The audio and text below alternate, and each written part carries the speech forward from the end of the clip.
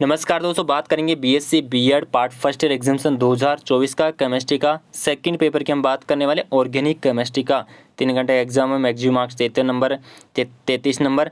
और unit first की हम बात करते हैं। फर्स्ट क्वेश्चन का पहला, कार्बन धनायनों की संरचना व स्थायित्व को समझाना होगा। सह संयोजक बंध की समांगी विखंडन और विषमांगी विखंडन की व्याख्या कीजिए। मुक्त मूलक क्या है और कैसे बनते हैं। 2 नंबर क्वेश्चन आता है, कार्बनिक अभिक्रिया की क्रियाविधि को समझाना होगा। प्रतिस्थापन अभिक्रिया की क्रियाविधि की विवेचन कीजिए। कार्बन क्या है, कार्बन के वर्गीकरण, गठन, गुण और अनुप्रयोग का उल्लेख कीजिए। और संक्षिप्त में टिप्पणी लिखना होगा। नाभिक स्नेही, इलेक्ट्रॉनिक स्नेही हो गया, एरिन या बेंजोइंस हो गया। और यूनिट सेकंड की हम बात करते हैं। 3 नंबर क्वेश्चन, प्रकाशीय समावयवता से आप क्या समझते हैं। 2 असममित कार्बन परमाणु वाले कार्बनिक यौगिक की व्याख्या कीजिए।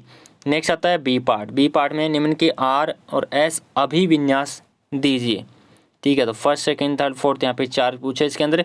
सी पार्ट में संरोपण क्या है, इथेन और एन-बुटान के संरोपण को समझाना होगा। 4 नंबर क्वेश्चन आता है, प्रकाशीय क्रियाशीलता और प्रकाशीय समावयवता को परिभाषित कीजिए।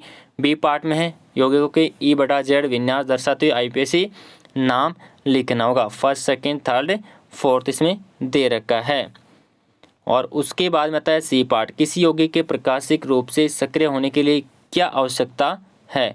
यूनिट थर्ड की हम बात करते हैं। 5 नंबर का जो फर्स्ट क्वेश्चन है, बियर्स-स्ट्रेन सिद्धांत के आधार पर साइक्लो एल्कोनों के स्थायित्व की व्याख्या कीजिए। और संक्षिप्त में टिप्पणी लिखना होगा। कार्बोक्सिलिक अम्ल डीकार्बोक्सिलेशन के बारे में कोरी हाउस अभिक्रिया हो गया। 6 नंबर क्वेश्चन आता है, एल्केनोन में इलेक्ट्रोफिलिक यौग अभिक्रिया की क्रियाविधि का वर्णन कीजिए। संक्षिप्त में टिप्पणी लिखना होगा।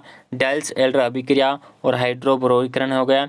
और यूनिट 4 की हम बात करते हैं, हैलोजीकरण और सल्फोनेशन में इलेक्ट्रोफिलिक एरोमेटिक प्रतिस्थापन की क्रियाविधि की व्याख्या कीजिए। बी पार्ट में आता है फ्रीडेल क्रॉप्स एल्कोलेशन और फ्रीडेल क्रॉप्स एसाइलेशन अभिक्रिया की व्याख्या कीजिए।